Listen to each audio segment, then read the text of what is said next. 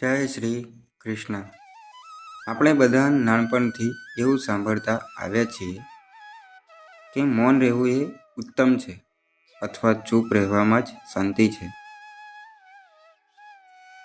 હા, આ વાત સાચી છે, પણ અધૂરી છે.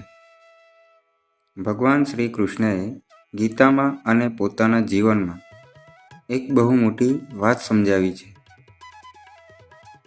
મૌન રહેવું એ ગુણ છે, પણ જ્યારે તમારી સાથે કે કોઈ નિર્દોષ સાથે અન્યાય થતો હોય ત્યારે ચૂપ રહેવું એ પાપ છે. આપણે કેમ બોલવું જોઈએ? વિચારો, જો મહાભારતના યુદ્ધ પહેલાં જ ભગવાન કૃષ્ણએ પાંડવોને એવું કીધું હોત કે બધું સહન કરી લો અને શાંત રહો, તો શું આજે આપણને ન્યાયની ખબર પડત? ના, કૃષ્ણએ તો અર્જુનને જગાડ્યો હતો કે હે પાર્થ, તારું મૌન જ અધર્મને બળ આપી રહ્યું છે. હવે ગાંડીવ ઉઠાવ અને અન્યાય સામે લડ. મૌન ક્યારેક કાયરતા બની જાય છે. ઘણીવાર આપણને એવું વિચારીને ચૂપ રહીએ કે મારે શું લેવા દેવા.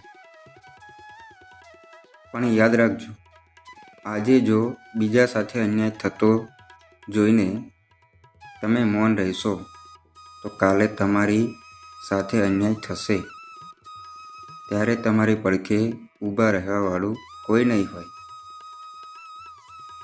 અન્યાય કરનાર કરતાં સહન કરનાર વધુ ગુનેગાર છે. જો કોઈ તમારી ઉપર અત્યાચાર કરે છે અને તમે સહન કર્યા કરો છો, તો તમે સામેવાળી વ્યક્તિને એવું પ્રોત્સાહન આપો છો કે તે હજુ વધારે ખરાબ કરે. તમારો અવાજ એ વ્યક્તિને રોકી શકે છે. શાંતિ અને કાયરતા વચ્ચેનો તફાવત. શાંતિ એ છે કે તમે કોઈનું ખરાબ નથી ઈચ્છતા, પણ કાયરતા એ છે કે તમારી સાથે ખોટું થતું હોય તો પણ તમે ડરના લીધે બોલતા નથી. સાચો માણસ એ જ છે જે જરૂર પડે ત્યારે સિંહની જેમ ગર્જના કરી શકે. કૃષ્ણ ભગવાનનો સંદેશ છે કે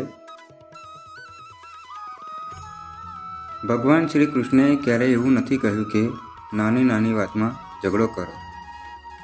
એમણે તો પાંડવો વતી શાંતિદૂત બનીને 5 ગામ જ માંગ્યા હતા. પણ જ્યારે દુર્યોધને એ ના પાડી, ત્યારે કૃષ્ણ ભગવાને શંખ વગાડીને યુદ્ધનું એલાન કર્યું હતું.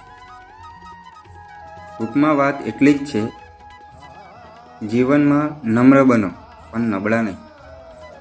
જ્યાં સુધી વાત પ્રેમથી પતતી હોય ત્યાં સુધી મૌન રહેવું સારું. પણ જો કોઈ તમારી મર્યાદા ઓળંગે અથવા તમારા આત્માને ઠેસ પહોંચાડે, ત્યારે કૃષ્ણના શંખનાદની જેમ તમારો અવાજ પણ ગાજવો જોઈએ. સત્ય કડવું હોઈ શકે છે, પણ એ બોલવું જરૂરી છે. કારણ કે ઇતિહાસ હંમેશા એવા લોકોની નોંધ લે છે કે જેમણે અન્યાય સામે અવાજ ઉઠાવ્યો હતો, એમની નહીં જેઓ બધું જોતા હોવા છતાં મૌન રહ્યા હતા.